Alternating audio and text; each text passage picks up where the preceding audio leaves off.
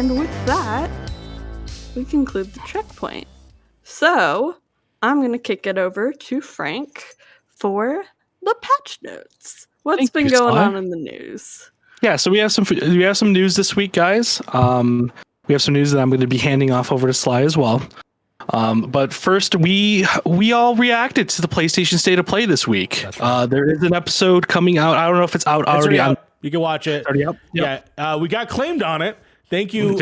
I saw that this morning. I saw YouTube. You have been blocked. Like, oh shit. Okay. So I might fix that. We'll see what has to be cut out. But yeah, I'll probably see what's up. But yeah, I guarantee it was probably Disney and the Obi-Wan trailer and stuff like that. Yeah. That we did afterward.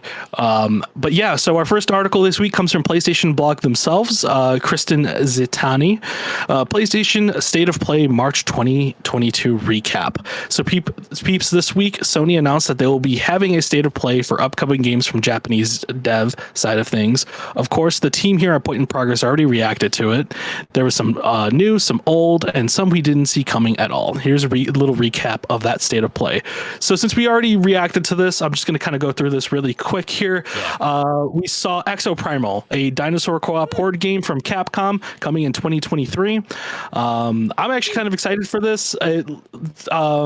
Gene Park, if anybody follows him on Twitter, he's a really funny guy. He'll be mentioned more than once in the sequence of things here, but like he said it had Lost Planet vibes, and I feel it. I feel the Lost Planet vibes hard, actually. I completely forgot about Lost Planet, but he's kind of right on the money with there. Cool. We saw a new Tokyo Ghostwire gameplay. It comes out soon. I don't even remember the date. I still don't know what this game is really. If somebody can enlighten me on that, please let me know, because I have no idea what Ghostwire is. Mario asked me earlier, he's like, "You gonna play this game?" And I'm like, maybe. I don't know. I don't really know. I'm gonna wait for some reviews to see what kind of reception it gets, but maybe. I don't know if anybody else here is gonna play it. Not right away, if anything. Yeah, probably not right away. Yeah. We saw New Strangers of Paradise demo out now. You can play it right now if you own. I think if you own an Xbox and PlayStation. Is this game coming out on PC, Harv? The demo's only PlayStation, but the game's coming out on everything. Okay, cool. So if you play it on PlayStation, no demo for PC from what I saw. Did you try this? Only PlayStation. Okay. I only played the first demo for this game. It's all right. I'm already in. Like I'm already all in on this game. So I saw some reactions to this. Somebody described it as Devil May Cry 2, and that's not a good thing. The game will not play like that whatsoever. So I will preface by saying that. I can tell you from the trailer, it looks nothing like Devil May Cry 2 or plays like that. So I don't know what the hell they were talking about. No. But if you played Neo 2, that is exactly how this game is going to play. So this game is going to be hard as fuck. It is going to be very Final Fantasy driven. It looks like very story. But so some of the stuff that's come up from the demo from my chat, where like when I was playing Elden Ring last night, there's a couple people that are playing it. There is 3 difficulties right off the bat for the game. There's a story mode, so like it's gonna be story mode difficulty. So you if you don't want like the challenge of challenge of it, there's just like normal mode, and then there's hard mode that they've added. So in previous Neo games, it's always been normal mode. You only unlock hard mode once you pass the entire game in normal mode. Then it unlocks hard mode, and then once you beat hard mode, it unlocks very hard, and then so on. I think it's got like 10 difficulties. Yeah, that's like a Japanese like hack and slash thing when you think about it, because they do the same thing in Devil May Cry as well, where they'll give you like normal, and then you beat the game, then you unlock Dante Must Die and like all these other and then you got to beat that one to unlock Heaven and Hell and all these other difficulties. That seems like a thing they do over there, isn't it? I think this is mainly they're doing it this way with the 3 difficulties because it is a Final Fantasy branded game. I think they just want people to play the Final Fantasy as like a story mode, because it is going to be a story, because like there's going to be a lot of story to this game. So I think they just want like the main Final Fantasy fans to like play this game. It looks great. I can't wait. Dialogue looks corny as hell. Chaos. I'm into it. Yeah, honestly, that's the only reason why I'm into it so much. Yeah. Like I kind of want to play this. I don't know if I'm going to be a day one player, just because like there's other stuff I want to play right now. This looks like a sale game. Like I'd play this. Yeah, on there's sale. definitely a sale. For me, at least, it's a sell game.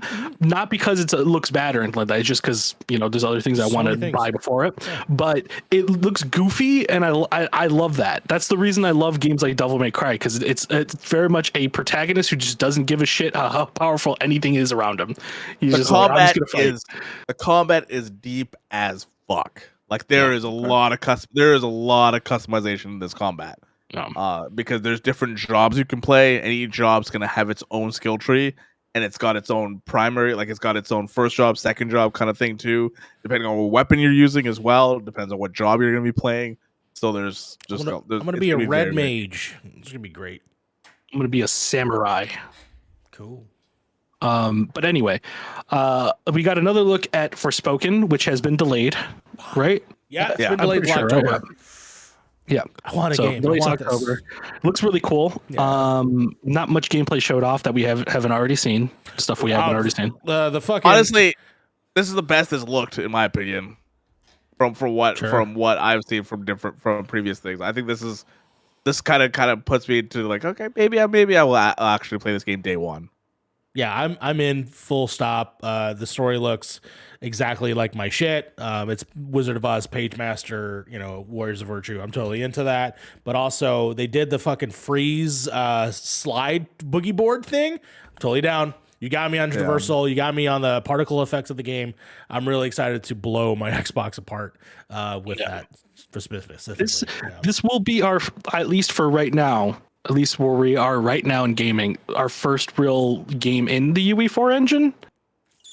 I believe so. Right? I believe so. Like the first release, big budget release in UE4. The newest engine. This is not Unreal. This is not Unreal. Is that Unreal? No, it's Luminous. Okay, because people keep telling me it's a tech demo of UE4, and I'm like, maybe because it looks like the tech demo of UE4. It has very similar gameplay to that. No, this is the same engine that Final Fantasy 15 is based off of. Oh, interesting. For Forspoken. Yeah, it's Luminous. Okay. I didn't really piece those two together. It looks really good compared to Final Fantasy 15, even better than 16's trailer. So yeah. Well, 16 is based off the Final Fantasy 14 engine, so that's why it's interesting. That's why they're so different. Interesting. And then we saw a look at Gundam Evolution, a first-person, free-to-play game for PS4, PS5, developed in the Gundam universe. 66. Yeah, Gene Park ruined this as well. He said, I can't look at my robots, so I'm not really interested in it. And I 100% agree with them. Is that the whole point of Gundams? Yeah, it's to see the cool robots. And I kind of agree with that. It's like, it's a first-person perspective. I can see why you would like it, because you kind of want to see the cool Gundams. You want to see the cool Gundams you're doing. That's fair. Yeah. I don't know if I'm going to play this. Again, I don't really play FPSs on console anymore. It's been a while. So I don't think unless it comes to PC, I probably won't give it a big shot. But that's cool for people who like the Gundam series. Free to play. You can't say no to free. Can't complain, I guess. Yeah, you cannot say no to free. We also saw the TMNT collection is coming from Konami. I know Mario is super excited for that. Until I heard it was $40. It was $40. I did already request a code to TechRaptor so I can do videos on it. So we'll see how that goes. Yeah. The West is getting a JoJo game. All-Star R launches in fall of this year. I still think it's kind of crazy that we're finally starting to get some of those Japanese-only fighting games starting to come over to the West and be translated and everything like that. I think that's really freaking cool. We saw another look at Trek to Yomi. I know Mario's getting Sifu vibes from this. Hopefully that was my most exciting thing of that entire presentation was that game. Yeah. And then we saw Returnal getting a Ascension DLC, adding co-op and a tower mode. If you don't know what a tower mode is, it's basically just like you just keep going. You fight one thing, and then the bosses just keep coming until you ascend to the top of the tower. If you ever played a Devil May Cry, it's basically just Bloody Palace. Mortal Kombat. That too, yeah, I guess. And then we saw a look at Diofield Chronicles. Once again, cock blocking the Final Fantasy Tactics crowd once again. It seems like every time there's a turn-based anything that looks very similar to Final Fantasy, everybody's just like, oh my god, it's tactics, and then it's not tactics. It's never tactics. It's never tactics. So Diofield Chronicles, once again, cock blocking that crowd. And then we saw something I thought looked pretty damn cool. that's gonna be the official name of that fucking game too. Is Dialfield Chronicles? It's because if they said Triangle Strategy or fucking Project Triangle Strategy, and what was it, Project Octopath Traveler? This is gonna be the fucking name for this game. Dialfield Chronicles. At least they didn't say. Did they say project anywhere in that title? Might as well have at this point. Might as well have. And then finally we saw Valkyrie Elysium. Has a really weird name, but looks really cool. Also comes out this year. I know Fee was super interested in that as well. Near vibes. Gave me near vibes. Near Final Fantasy vibes. Yes. I'm really excited to play this on PC because it is coming out to PC. Hell So yeah. I'm gonna play it there. Hell yeah. No, yeah, it definitely gave Devil May Cry vibes. Also, looks really cool. Also, I really want to know who that Valkyrie was at the end because damn, that's all I'm gonna say. Just damn. And of course, like I said earlier, we reacted all of this live at twitch.tv/point-in-progress. And of course, this reaction, and for Obi-Wan as well, we also reacted to the Obi-Wan trailer as well. Maybe. We'll see if I have to cut that out. We might have to cut that out because of DMCA's, but there might have been some other projects in the works if you watch that Obi-Wan reaction. I don't know if we could salvage, we could probably salvage that part at least. Yeah, the discussion about the thing. There might be some other projects in the works, so there might be some very Fast and Furious things being done at Point in Progress. I forgot that was happening. I can cut. Did you see him disappear? That was cool as shit. Yeah. I don't know why. I don't know why. Why is it only Ninja on your hates end you? that- Either Ninja hates No, you. it's on our side. Like we can see. We like, see Yeah, it. you can see me. You're here in a thing. I don't know why it doesn't work. You're good. I will fix I'll this. bring it back. No, you're good. You're good. You're good. You're good. Don't throw I have to figure it don't out. throw I your have to camera. figure it out. Don't throw your camera. Don't you worry. Yeah. But yes. So anyway, this is a good time while I'm not here at all. You hear me in voice. I am in your head. I am in your life. I am a ghost. I am going to baton ghost pass this from the spirit realm over to Sly to talk about our next articles here, starting with the tidbits. Yeah, we're gonna hop into the tidbits. Of course, our first point in the tidbit, we're going from gamesindustry.biz's Brendan Sinclair. Microsoft, EA, among companies urging Texas to drop anti-trans directive. Of course, the Human Rights Campaign drafted open letter talking about all of the current anti-trans legislation in a couple different states, but there's a lot of legislation that is anti-trans, anti-queer. And so we're seeing companies like Google, Microsoft, EA, Apple, Gearbox are all co-signing onto this, which is great. We love to see support of these companies throwing their backing where they can. I need to stop watching what Mario's doing on please this. stop. Here, I have a solution here. Give me 1 second. I will be right back while you talk about this. But yeah, last month there was like nearly 200 different anti-queer bills across the US. So this is something that's, ever present all the time. And, all of this legislation is leading to the very high rates of discrimination and suicidal ideation within queer circles, which is really disheartening to see. So many legislators actively fighting against my right to exist. With that, also speaking about people fighting against my right to exist, we're gonna go into our second tidbit, which we're pulling from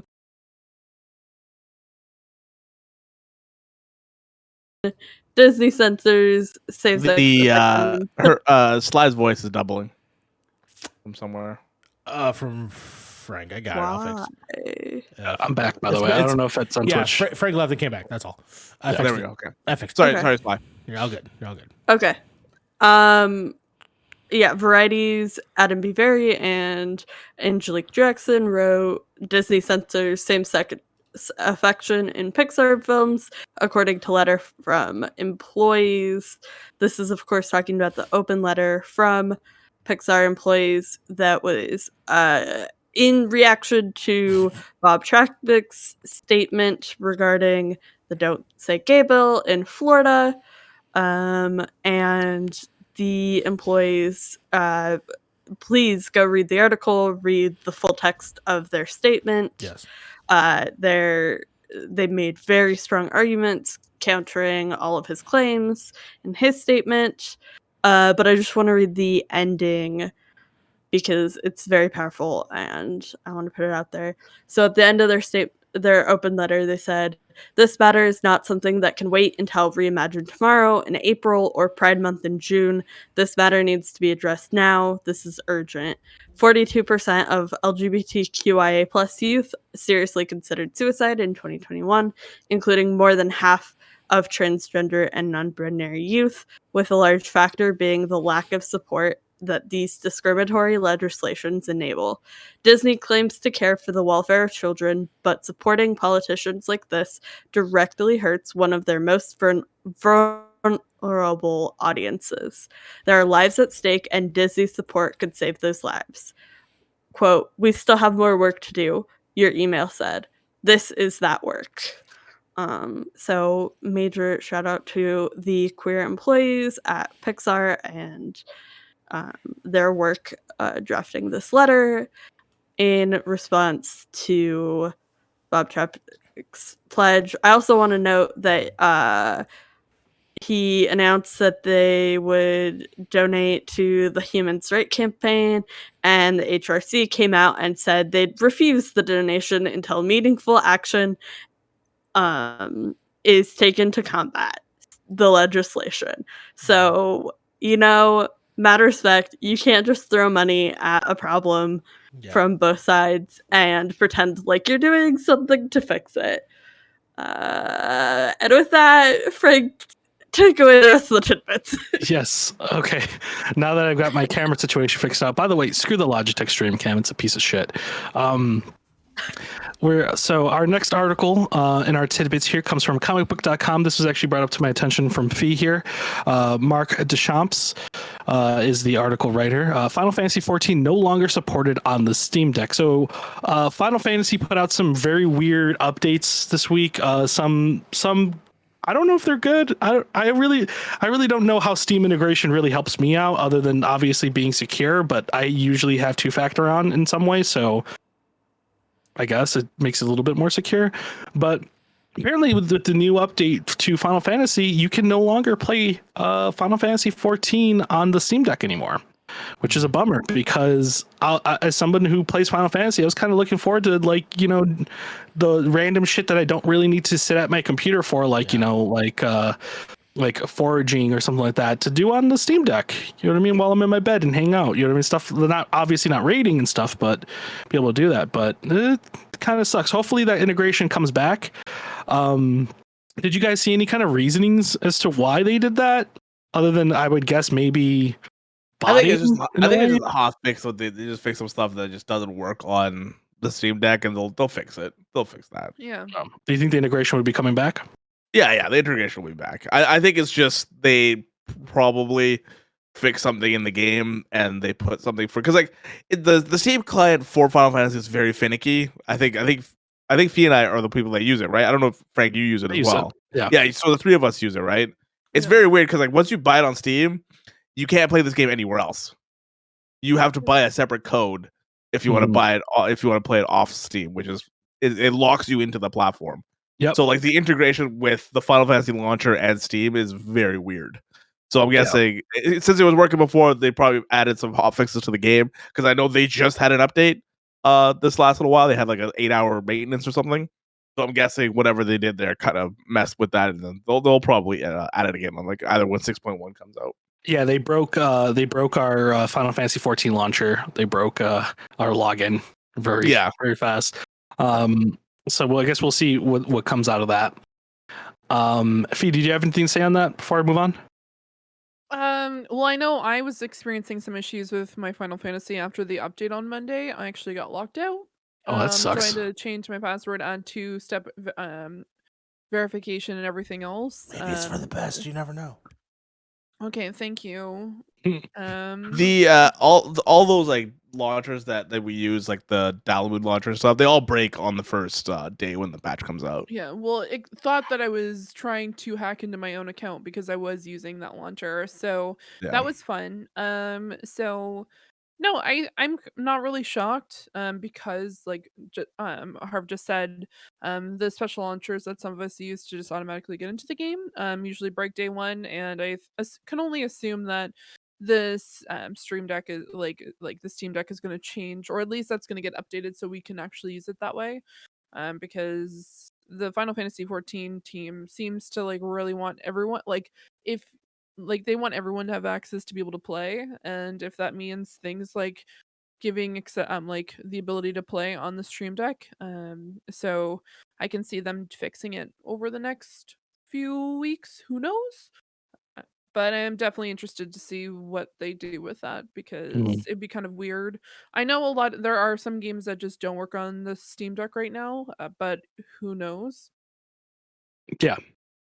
A little piece of note too as well that I saw online before the show. Apparently, Valve is putting out some drivers for the Windows side of Steam Deck. So if you decide to load Windows onto the Steam Deck itself, it seems like there are new drivers and everything like that to make that a little bit easier on that side, because this thing is primarily a Linux machine in a tablet form, but that you can load Windows on it if you want to through like side loading and everything like that. And I know I'm going to do that when I get my Steam Deck. I'm going to put Windows on it. So we'll hopefully by the time I get mine, which I checked today, it now says Q3 2022. So yeah, a lot of people are starting to say that now. Yeah. Yeah.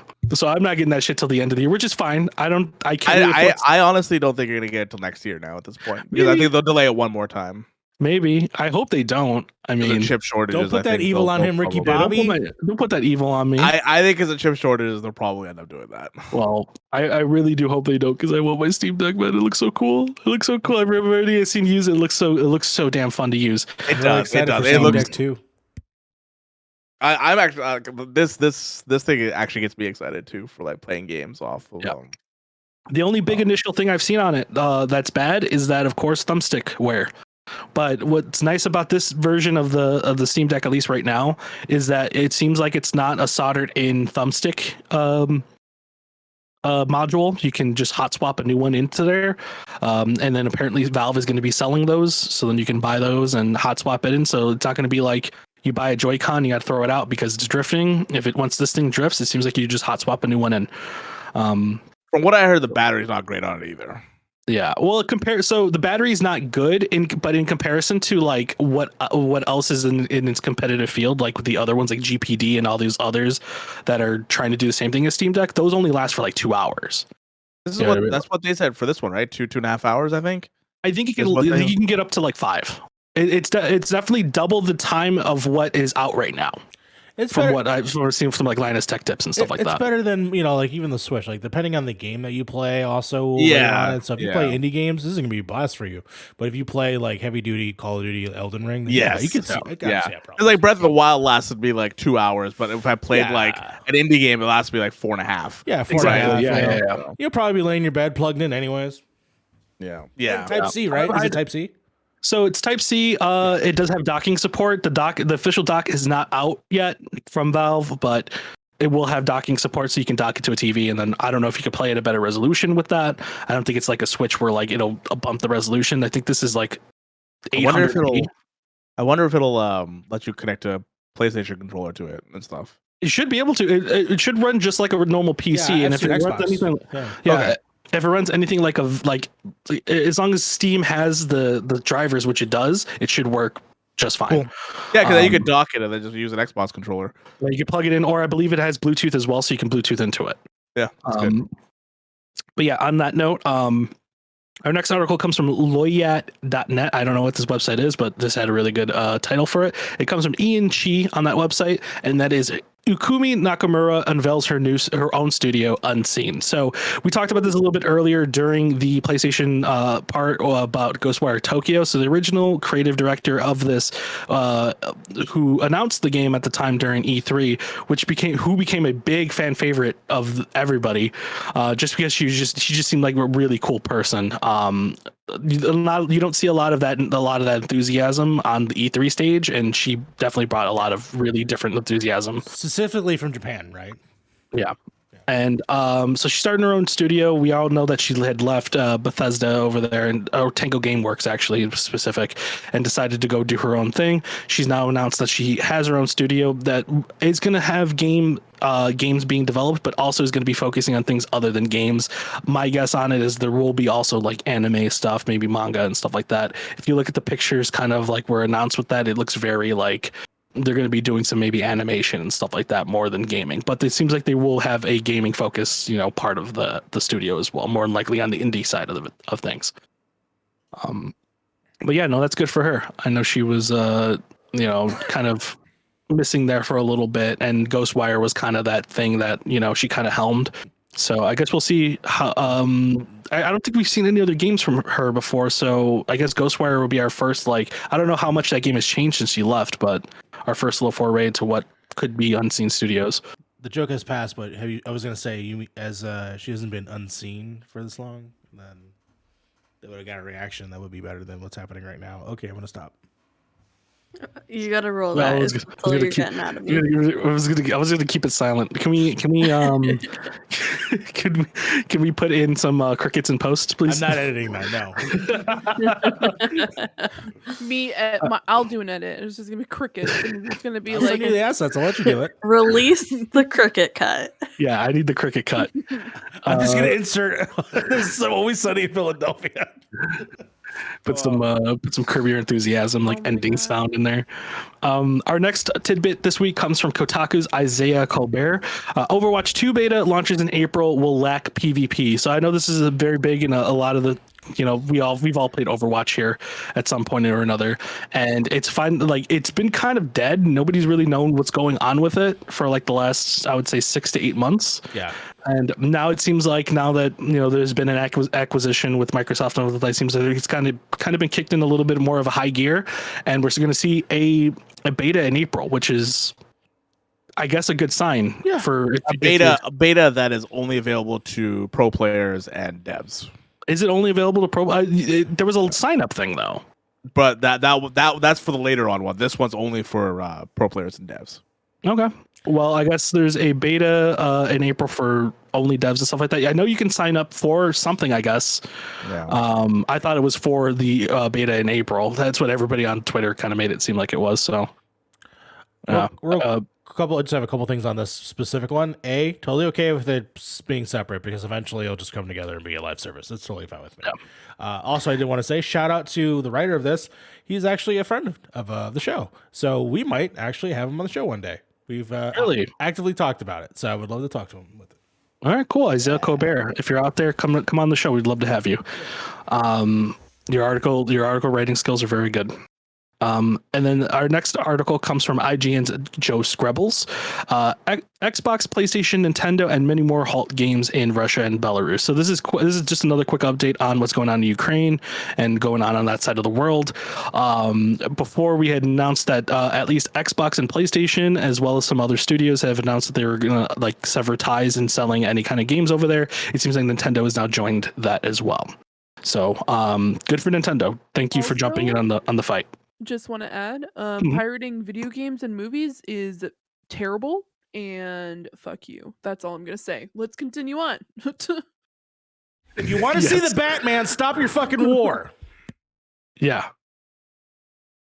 On that exactly. We are anti-pirating, support creators.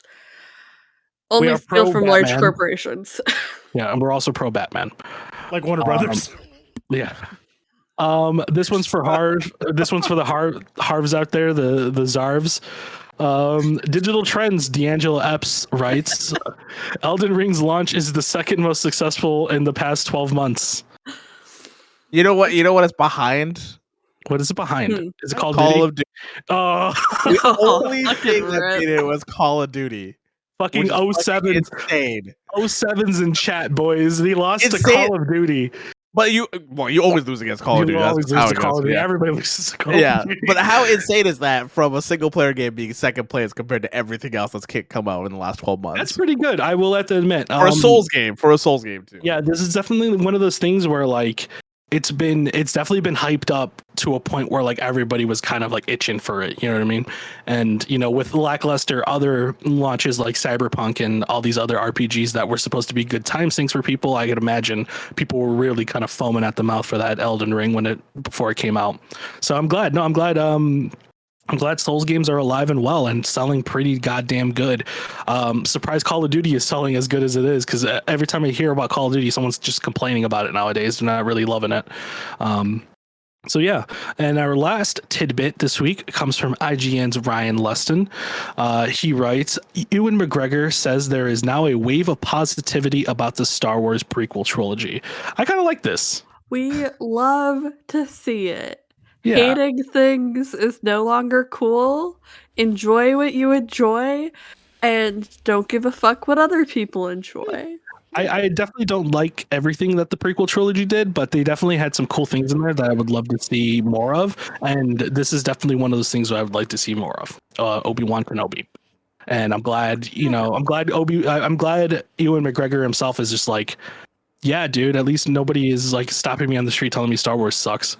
That's good. I'm pretty sure that happened more than once. Let's be real. That man travels the world on bikes. He's probably heard it a lot. Yeah, I'm pretty sure he's at least heard of fuck the prequels at least once in his life. Yeah. But yeah, that's it for the tidbits this week, guys. Unless anybody else has anything to say, that's the news. That's all of it, as far as I'm concerned. This has been a brisk show, to be honest. It's been a very brisk show. I got right now. It's saying 139. That's a record for us. So I run a tight ship. Thank you very much. Yeah, usually we take a long time on the news, but this week it obviously our articles this week we've already talked about them. So, of course, if you want to see more about what we were talking about with the PlayStation State of Play, like I said, go hit up our YouTube channel. We have a full video for that as well. Yeah. There's lots of news, but I feel like we covered everything we need to say about it. Yeah, pretty much. So with that, we're gonna go on to wrap the show. But before we get out of here, we're gonna tell you all where you can check us out. Of course, if you're here, you're listening. That means you are either watching live with us on Twitch. Thank you very much. On YouTube over at Point in Progress, or on our audio feed. While you're there, check out the other shows we do. Of course, we host a multitude of shows, and they're all great. So go check out something else and figure out if you like more of our stuff. With that, Fee, where can people find more of you on the internet? People can find me over at twitter.com/Ceranics, where I retweet a bunch of pixel art recently, and just getting roasted by Frank on the regular. Today was a specific one from Elgato where that I was like, when did I roast you? leaving myself muted accidentally. It's because this one, I brush up against the microphone and it instantly mutes. So great technology, but sometimes I just don't notice the red circle. You can also find me over at twitch.tv/Ceranics, where I play. Well, I'm probably going to be working on some pixel art this week because it is the Game Jam week, so we are going to be working on that. So you'll probably see me working on some pixel art. It's not going to be super crazy. I'm just going to probably be making a bunch of potions. And you can also find me over at the Game Source Network, where I talk about Stadia every other week. So we are going to be recording this coming Wednesday, if nothing changes. But definitely make sure to keep an eye on Twitter for any sort of updates. Also, AOT podcast over at Penultimate Conquest. Nice. Oh yeah, cool. we might be doing something next week with some collaboration as well. We might have a guest next weekend. They haven't said yes yet, like 100%. So we're not going to announce who it is yet, but keep an eye out for that guest next week, hopefully. With that, Frank, where can people find you? You can find me at Twitter. I changed my name on Twitter at the Frank GV. I decided to completely dismiss Kestrel 1A because one, either people don't read it correctly. Two, I don't think people even know what a Kestrel is at this point. And three, I had an idea of when I used to watch. It's a bird. Oh, okay. Fucking hell, you did change it. I did not know that. I did. I love this one so much more. I'm not gonna lie to you. Well, so here, just to give you a quick little rundown. It was my first Twitter name. It was Frank GV, but I don't remember the email or the password of that account, so I can't have Frank GV anymore, which I want. Yeah. So I just made it the Frank GV because that was the only thing that was available. So the part is I personally I don't like the way it sounds with the. You understand branding like I do, and I think that sounds great. I think I used to watch this guy Fact Fiend. He very early on had said Karl Jacob. I don't know his name. I don't know. Not Karl Jacobs, but I know Karl's name. Karl Shout something. out to Karl. Yeah. Karl something. Karl. He had said that the reason why he calls his channel based on his name is because in situations where you need to be referenced by a company or something like that, they will say your name, but nobody will know what the hell or go look for that, right? Yeah. This way, at least with it's my name. You know what I mean? Yeah, Frank GV. That's my full name. So if anybody ever has to say my name, they're referring to me. They're not referring to another Kestrel or another thing. So I prefer it this way better. I know people joke around. A friend of ours, Christine, likes to joke that I change my name every other day, which I do. It really goes back to my olden days of playing Counter-Strike, where you could just change your name to Jesus and tell them in the game, say you've been killed by Jesus. You know what I mean? Stuff like that. What up, Floyd Hennessy? Exactly. You know what I mean? I have a bunch of different names that I use, but for the most part, when it comes to social media and it comes to Pip, I will be using the Frank GV for everything. So follow me there. I will continue to do the same thing I always do, which is talk shit about video games. It only took to being sponsored by Amazon. Yeah, I just want to make sure that people know my name. You know what I mean? I feel like when people say Kestrel, they don't know there's Frank behind it. Hamilton, you know what I mean? Let's go. Wait, did I quote Hamilton without knowing? One of the music songs, I think. And it doesn't matter. Yeah. It doesn't matter. That's awesome, Frank. That chaos. Harv, where can people find you? I'm so happy right now. You have no idea. I thought it was a ghost. Or a type of ghost. Look, I picked Kestrel because the Kestrels are usually red. I like the color red, and I wanted a bird. I was going with Spectre or the Kestrel. You know, it kind of just sounds the same a little bit. You know. Wait a second. This means I have to change all of your Twitch shit. Yeah. What Twitch stuff? That is fair. What is this Twitch profile? You don't know. Exactly. Yeah. You can find me at Beard in the Hair pretty much everywhere except YouTube, which is Beard in the Hair Gaming, which I'm gonna try to change my URL this coming weekend to Beard in the Hair, just Beard in the Hair. That's in general. So we're gonna try to. So many changes. We're changing. We're branding. We're rebranding. I don't like the Beard in the Hair Gaming. I just want one sponsor from Amazon. We're completely changing everything. We're not changing point in progress.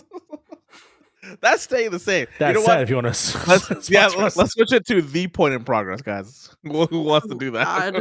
This is a dig at me now. And then we'll all have a snap a GIF as well. Yeah. We're all going to change our names. Mario's going to change his name to the Mario Rivera. We're going to be the Frank GV. Okay, so Mario, where can people actually find you? That counts bad. He can't. You can find me at I'm not going to talk about it. You can find me at Night Mute City on Twitter, which of course you can find my ramblings there. I'm doing some really awesome things right now. I got promoted at Tech Raptor. I don't know if I got a chance to talk about the podcast, but I'm now head of video strategy. What does that mean? That means I'm in control, baby.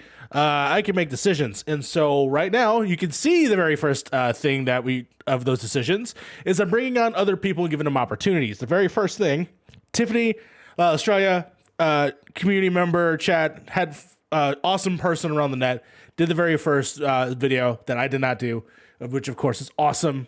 Knocked it out of the park. It is a review for Horizon Forbidden West, which, you know, very easily got into the making of, talking to the reviewers, getting their information, and starting to make an awesome video. So fantastic. You will be seeing more people, and I'm very excited about that. And you will be seeing some awesome content coming very shortly over there at techraptor.net and things that we can do. And the last thing I'm going to mention before we totally wrap this out of here, again, sponsor, we have a watch party. March 27th also is my birthday, but don't worry about that. We'll be watching. Exactly. We will be watching the Boys Diabolical over here. We're going to be watching all the episodes and hanging out in the chat. Would love to hear from you and see you in there, interact. Let Amazon know that it was well worth talking to us and to having this awesome opportunity. And I'm going to probably be eating cereal during the stream. So it's going to be fun. That's all I want to say. What a party indeed. Of course, you can find me anywhere on the internet at CycloneMC. I just did a really awesome TikTok with Avengers Seamstress. That was very fun working with her on that. And of course, you can find me on Stark Radio on Twitch and YouTube. If you're watching this live, that's going to be tomorrow night at 8 Eastern. And you can always watch those episodes back on our YouTube after the fact. And speaking of rebranding, there will be some big announcements in store for Stark Radio in the next couple weeks. So keep your eyes peeled for that. But with that said, thank you for joining us, and progress has been made. Have a good night, everybody. Shout out to Ikumi Nakamura. Love you. Xbox, fix your bumper controller. Shout out to Zoe Kravitz. Shout out to Zoe Kravitz. Fix your bumpers on your controllers. That's what I Yeah, fix your shit, dude. Shout out to Sebastian Justin cutting someone's butt out of a movie.